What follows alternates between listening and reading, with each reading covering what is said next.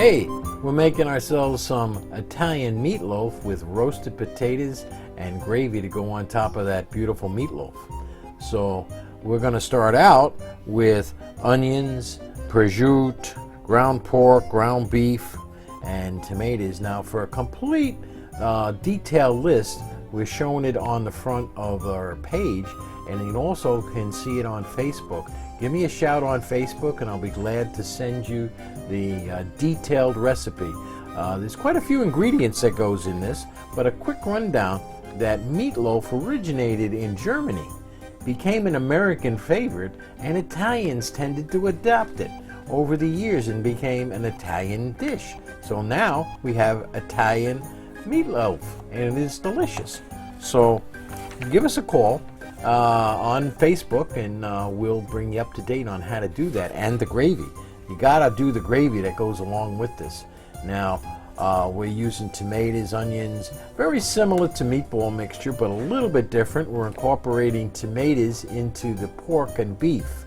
Now if you don't like pork and beef, you could just use beef, but I tend to like for meatloaf to use 1/3 pork to 2/3 beef.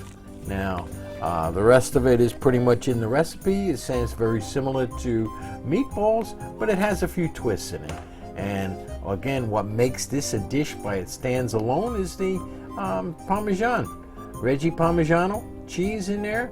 Now the garlic, instead of finely chopping it, I tend to use a press, and it gets it into a very small little pieces of garlic that will go into the meatloaf. Now when you're chopping the garlic and you see some bad spots on it, cut those bad spots out. They'll make the garlic bitter. So here we go. We're going to press some use our little trusty press here, and Zappo, we just put that comes into very small pieces into the meatloaf. Now we're using about, for 3 pounds of meat, we're using 2 to 3 cloves of garlic, depending on what size they are. If you were using, for me, I like garlic. Three cloves work good. Okay, and then we put some breadcrumbs in there and we mix everything up. Now when you're mixing, see, we do not want to squeeze the meatloaf like I'm doing here. We tend to want to turn it, and I'll show you how we start. There we go. Now we're going to turn. Take your rings off, by the way. It gets messy. Okay, we want to turn the meatloaf. Roll it over. If you squeeze it and compress it, you're going to get hard meatloaf, and that's not good. So we want to make sure all the pieces are, maybe if you're using frozen meat, maybe you want to get the pieces all frosted before you put them in there, but it comes along pretty good. Mix it together over easy, just like you're going to do bread. Roll it over. Do not squeeze it. And then once you all get that integrated and everything in there, and there's no timer. You just want to make sure all the meat has mixed. The two different kinds of meats have mixed together. Make sure you have, I like to use fresh ground pepper. That's another one. And use sea salt. Sea salt will give you a brinier, saltier taste, and you can adjust that to how you like it. But the recipe, follow the recipe for a starter, and that'll get you going for a good meatloaf for a Sunday or a Wednesday afternoon, depending on what you're making.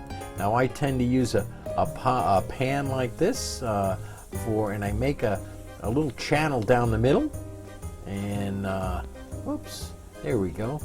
The channel down the middle, so as the meatloaf oozes its oils and it gives up its rendering, it'll stay moist. The oil will stay in there and then flow down slowly.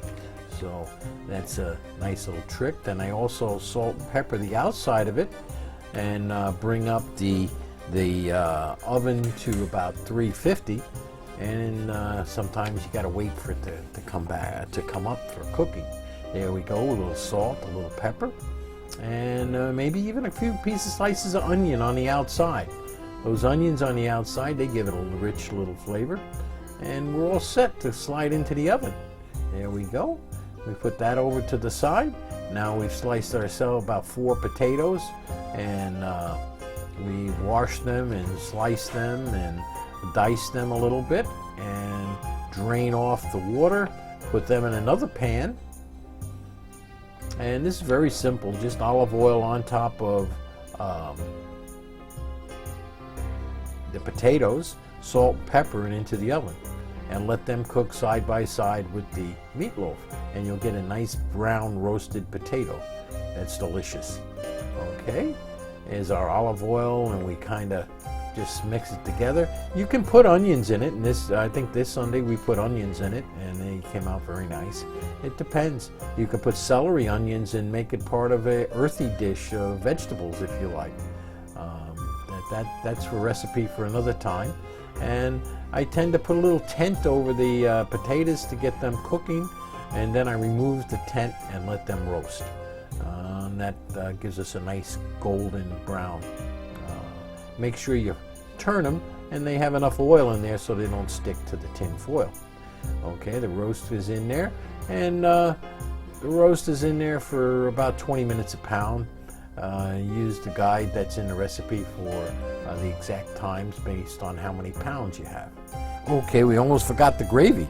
All right, so we basically start with 2 cups of beef stock, 2 cups of basic tomato sauce, 1 small onion quartered, and 1 teaspoon of thyme dried, 1 teaspoon of Worcestershire sauce.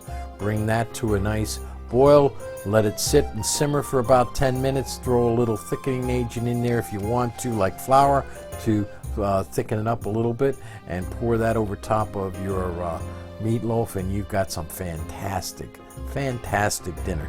Okay, thanks for watching our show, and see you soon. Thanks a lot.